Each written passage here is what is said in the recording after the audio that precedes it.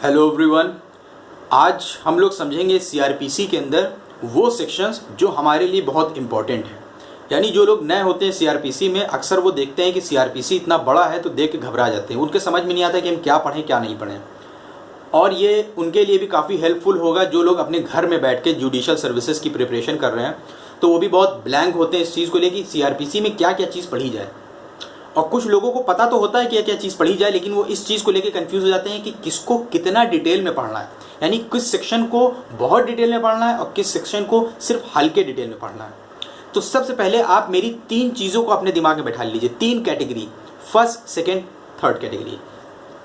अगर हम किसी भी सेक्शन को या किसी भी चैप्टर को कहते हैं कि ये फर्स्ट कैटेगरी में जाएगा, फर्स्ट कैटेगरी में जाएगा, तो इसका मतलब है कि आपको उस चैप्टर, उस सेक्शन को बहुत ग्रेट डिटेल में पढ़ना है। मतलब आपको उस सेक्शन के वर्ड टू वर्ड चीज़ें पता होनी चाहिए कि वो क्या कह रहा है। यहाँ तक कि उस सेक्शन के अंदर में इस्तेमाल हुआ है कि शैल इस्तेमाल हुआ है, ये तक आपको पता होना चाहिए उन सेक्शन के अंदर। अगर मैं कहता हूँ कि ये सेक्शन या ये चैप्टर फर्स्ट कैटेगरी में जाता है, तो अगर मैं किसी चीज़ को फर्स्ट कैटेगरी में डालता हूँ तो उस सेक्शन, उस चैप्टर को यानी आपको ग्रेट डिटेल में पढ़ना है, यानी बहुत डिटेल में जाके पढ़ना है। अगर मैं किसी को सेकंड कैटेगरी में डालता हूं तो इसका मतलब है कि आपको उसको ग्रेट डिटेल में नहीं पढ़ना है, पर डिटेल में पढ़ना है। आपको अच्छे से समझ के कॉन्सेप्चुअली डिटेल में जाके पढ़ना है। पहले वाले में भी कॉन्सेप्चुअली पढ़ना है कि आपको कॉन्सेप्ट भी पता हो उस चीज़ का। अगर जिसको मैं पहली कैटेगरी में डालूंगा उसका भी आपको कॉन्सेप्ट पता होना चाहिए, जिसको तीसरी में डालूंगा उसमें भी एक एक चीज़ का आपको कॉन्सेप्ट पता होना चाहिए। लेकिन सेकंड कैटेगरी में जिसको डालूंगा उसमें आपको ग्रेट डिटेल में नहीं जाना, मतलब कि एक एक चीज़, एक एक केस, एक एक हेड, एक एक लाइन के अंदर नहीं जाना कि एक दो बैराट के अंदर जो एक लाइन इस्तेमाल हुई है, बुक के अंदर आप देखेंगे एक एक लाइन को इंटरप्रेट किया गया है, तो उसमें एक एक लाइन को इंटरप्रेट नहीं करना है, पूरे सेक्शन को आपको समझ लेना है अच्छे से, पर ग्रेट डिटेल में नहीं। और अगर हम किसी चीज़ को तीसरी कैटेगरी में डालेंगे तो तीसरी कैटेगरी में डालने का मतलब होगा मेरा यहाँ पे कि उसको आपको इस तरीके से पढ़ना है कि अगर आपसे उसको उसके बारे में पूछा जाए तो आप उसको बता सकें। अगर आपसे पूछा जाए उसके बारे में लिखने को तो आप उसके ऊपर लिख सकें। आपको उसके अंदर डिटेल के अंदर जाने की ज़रूरत ही नहीं है। आपको वो सेक्शन से आप पूरी तरीके से अवेयर हो। जैसे सपोज डैट कि अगर कोई सेक्शन है, हम आपसे पूछ लेंगे कि उस सेक्शन के अंदर क्या होता है, तो आपको ये पता होना चाहिए कि वो सेक्शन के अंदर क्या होता है, क्या नहीं होता है, क्या हो सकता है और क्या क्या चीज़ें उससे जुड़ी हुई हैं। मतलब जो मेन उसका जो इस्तेमाल है उस सेक्शन का, उसमें आपको ग्रेट डिटेल में जाने की ज़रूरत नहीं, ना तो डिटेल में जाने की ज़रूरत है। तो हम कैटेगरी के हिसाब से चैप्टर और सेक्शन को डालेंगे। तो इस हिसाब से आप समझिएगा। जैसे सीआरपीसी के चैप्टर सेकंड से स्टार्ट करते हैं। अब जो सीआरपीसी का चैप्टर सेकंड है, ये चैप्टर है constitution of criminal courts and offices. Constitution of criminal courts and offices, ये चैप्टर सेकंड है सीआरपीसी का। अगर आप पूछेंगे मुझसे कि इस चैप्टर को हम किस कैटेगरी में डालना चाहते हैं, किस कैटेगरी में डालेंगे, तो इसको हम थर्ड कैटेगरी में डालेंगे। थर्ड कैटेगरी कौन सी थी कि आपको इसके अंदर जितनी भी चीज़ें दी गई हैं उनके बारे में आपको अच्छी नॉलेज होनी चाहिए। अगर आपसे पूछ लिया जाए तो आप बता दें, अगर आपसे पूछ लिया जाए लिखने के लिए तो आप लिख दें। लेकिन ज़रूरी नहीं है कि आप उसके अंदर डिटेल में जाके पढ़ें, आपको डिटेल में पढ़ने की ज़रूरत नहीं है। जैसे फॉर एग्जांपल इसके अंदर जैसे पूछ लिया जाएगा कि पब्लिक प्रोसिक्यूटर कौन होता है, सीजेएम की कोर्ट कौन सी होती है, सीजेएम कौन होता है, या मान लीजिए जैसे ये पूछ लिया जाएगा कि पब्लिक प्रोसिक्यूटर बनने के लिए एक वकील को कितने साल की प्रैक्टिस की ज़रूरत है, कितने साल की प्रैक्टिस होनी चाहिए उसके पास। तो इस तरह की चीज़ें अगर आपसे जैसे पूछ ली गई, एग्जीक्यूटिव मजिस्ट्रेट कौन होता है, इस तरह की चीज़ें पूछ ली गई तो आपको पता होना चाहिए कि आप बस बता सकें। जो आम तौर पे होता है कि आपको कोई चीज़ हमने पूछी, आपको पता हो बस, तो इसको हम इस पूरे चैप्टर को थर्ड कैटेगरी में डाल रहे हैं। तो आपको बस इसकी नॉलेज होनी चाहिए। आपसे कोई पूछे या आपसे कोई लिखने को कहे तो आप लिख दें। बहुत ग्रेट डिटेल में आपको पढ़ने की ज़रूरत नहीं, ना डिटेल में ना ग्रेट डिटेल में। फिर आता है इसका चैप्टर 3, पावर्स ऑफ कोर्ट। अब ये पावर्स ऑफ कोर्ट जो है ये सेक्शन 26 से लेकर सेक्शन 35 तक है। अब इसका सेक्शन 32 से 35 के बारे में आप अगर पूछेंगे हमसे, तो 32 से 35 तक जो है इसको हम थर्ड कैटेगरी में डालेंगे। अब हमें यहाँ पे बताने की ज़रूरत नहीं कि थर्ड कैटेगरी क्या है। तो सेक्शन 32 से 35 जो है, नहीं समझ में आया होगा आपको मेरी बात तो आप फिर से रिप्ले करके देख लीजिएगा। तो 32 से 35 में हम इन 32 से 35 को थर्ड कैटेगरी में डालेंगे, और सेक्शन 26 से 31 को हम सेकेंड कैटेगरी में डालेंगे। ठीक। अब उसके बाद आता है चैप्टर 4, थर्ड कैटेगरी। फिर उसके बाद आता है section 37 to section 40, third category. फिर आता है चैप्टर 5, अरेस्ट ऑफ पर्सन्स। अब इस अरेस्ट ऑफ पर्सन्स में कुछ थोड़ा बहुत बांटना है, उसके बाद बाकी पूरा क्लियर हो जाएगा। जैसे सेक्शन 41 फर्स्ट कैटेगरी में, सेक्शन 41 को फर्स्ट कैटेगरी में नहीं डालते हैं, सेकंड कैटेगरी। सेक्शन 41 जो है सेकंड कैटेगरी, मतलब आपको इसके अंदर नॉलेज, ग्रेट डिटेल में पढ़ने की जरूरत नहीं सेक्शन 41 को, नहीं ग्रेट डिटेल में पढ़ने की जरूरत नहीं सेक्शन 41 को। तो सेक्शन 41 को सेकंड कैटेगरी। उसके बाद सेक्शन 50A सेकंड कैटेगरी। फिर उसके बाद सेक्शन 51, 52 सेकंड कैटेगरी। फिर उसके बाद सेक्शन 51, 52 हो गया। अब इतने जितने हमने सेक्शन बता दिए हैं, इन सारे सेक्शन को छोड़ के जितने भी सेक्शन हैं इस चैप्टर 5 के अंदर अरेस्ट ऑफ पर्सन में, ये सब थर्ड कैटेगरी में जाते हैं। ठीक, खत्म बात इसकी। अब आता है chapter 6, process to compel appearance. Process to compel appearance यानी इसके अंदर समन्स है, वारंट ऑफ अरेस्ट है, प्रोक्लेमेशन एंड अटैचमेंट है, and other rules regarding process. तो अब इसके अंदर हम आपको क्या बताएंगे कि इसके अंदर जैसे कुछ सेक्शन है, पहले हम उनका नाम ले लेते हैं। जैसे सेक्शन 62, 66, 70, 77, 78, 79, 82, 83, 84, 85, 86, 87, 88, 89। अब ये जो हमने सेक्शन बताए हैं ये जाते हैं सेकंड कैटेगरी में। उसके बाद के जितने सेक्शन हैं सब थर्ड कैटेगरी में। फिर उसके बाद आता है chapter 7, process to compel the production of things. Process to compel the production of things. अब इसके अंदर हम कुछ सेक्शन पढ़ेंगे, फिर उसके बाद बताएंगे। जैसे सेक्शन 91, 93, 95, 96, 97, 98 और 100 और 104, ये सारे सेक्शन जाते हैं सेकंड कैटेगरी में। उसके अलावा जितने हैं वो सब जाएंगे थर्ड कैटेगरी में। फिर उसके बाद आता है चैप्टर 7A। अब चैप्टर 7A से मेरी नॉलेज में कभी क्वेश्चन नहीं पूछा गया तो पूरे चैप्टर को छोड़ दीजिए।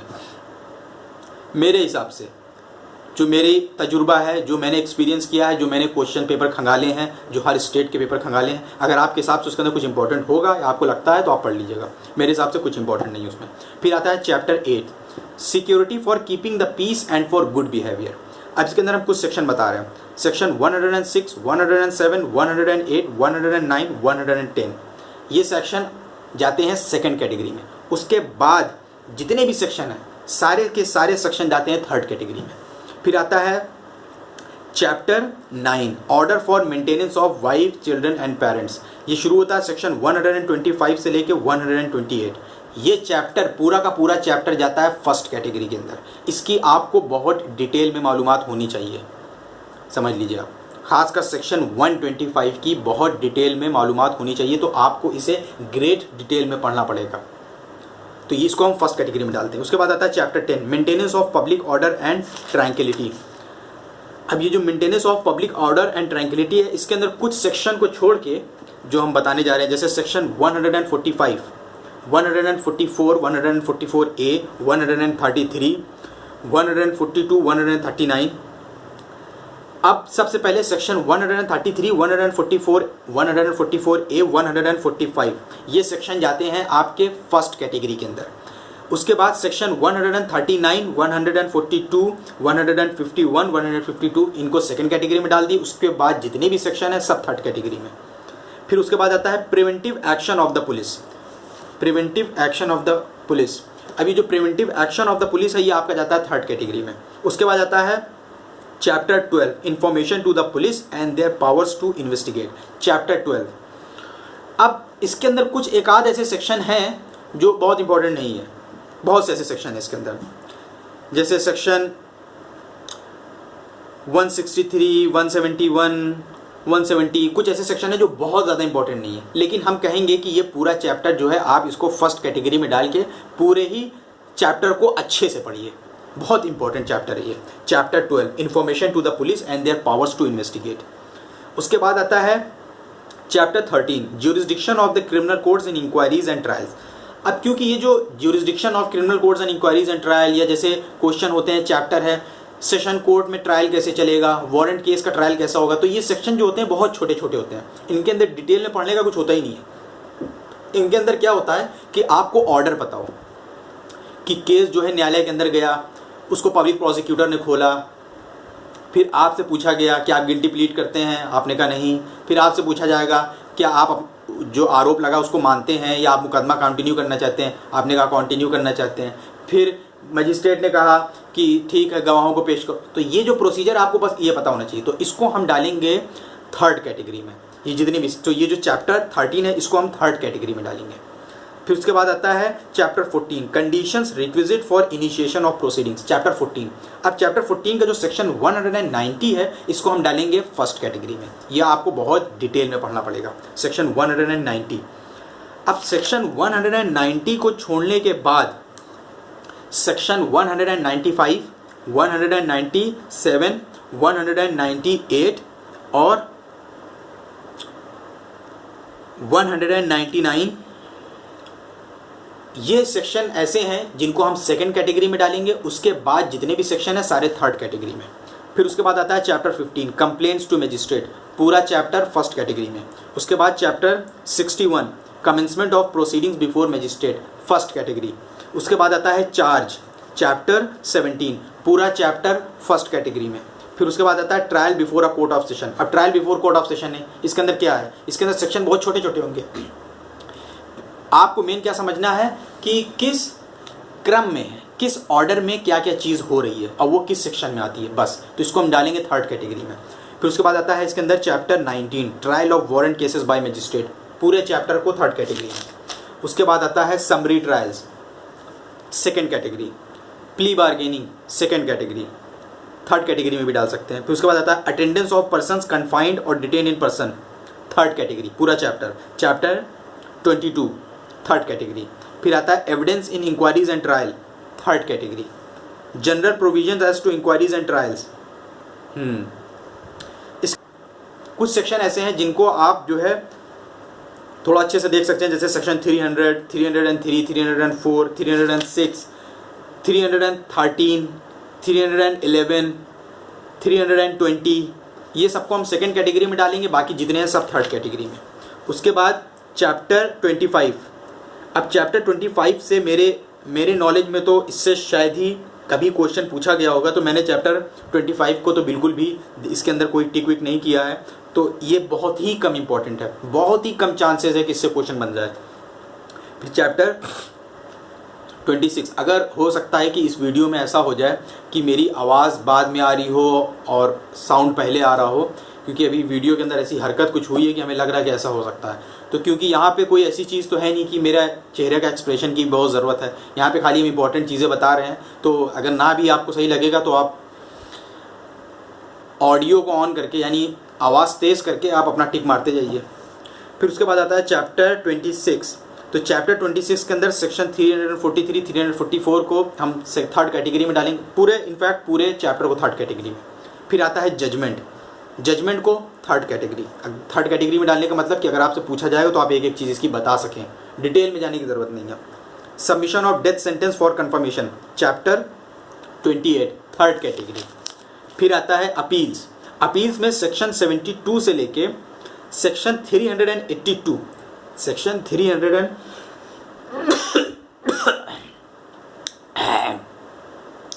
रजनीगंधा आज खा लिया, पूरा अजीब सा हो रहा मेरा मुंह। तो सेक्शन 372 से लेके 382 तक अपील के अंदर आपको जो पढ़ने, ये सेक्शन जो है सेकंड कैटेगरी में जाते हैं। बाकी पूरा चैप्टर के और जो सेक्शंस हैं वो जाते हैं थर्ड कैटेगरी में। उसके बाद आता है reference and revision, third category. Transfer of criminal case, third category. फिर चैप्टर 32 थर्ड कैटेगरी। फिर आता है चैप्टर, अरे हटो यार, फिर आता है चैप्टर 33 बेल एंड बॉन्ड। अब बेल एंड बॉन्ड के अंदर जैसे सेक्शन 436, 436A, 437, 440, 437, 436 से लेके इनफैक्ट इसके अंदर 444 से लेके 450 के बीच के जो सेक्शन हैं उनको हम डालेंगे थर्ड कैटेगरी में। उसके अलावा जो 436 से लेके 440 तक जो सेक्शंस हैं उनको हम डालेंगे फर्स्ट कैटेगरी में, बेल एंड बॉन्ड वाले चैप्टर में। फिर उसके बाद आता है डिस्पोजल ऑफ प्रॉपर्टी, चैप्टर 34, इसको हम डालेंगे थर्ड कैटेगरी में।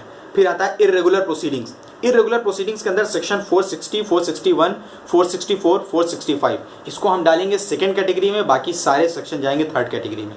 फिर आता है चैप्टर 36 थर्ड कैटेगरी। फिर उसके बाद मिसलेनियस आता है थर्ड कैटेगरी। थर्ड कैटेगरी क्या, इसके अंदर एक ही सेक्शन सबसे ज़्यादा इंपॉर्टेंट है, वो सेक्शन 482, लेकिन उसके बाद के भी जो सेक्शन है उनकी नॉलेज आपको होनी चाहिए।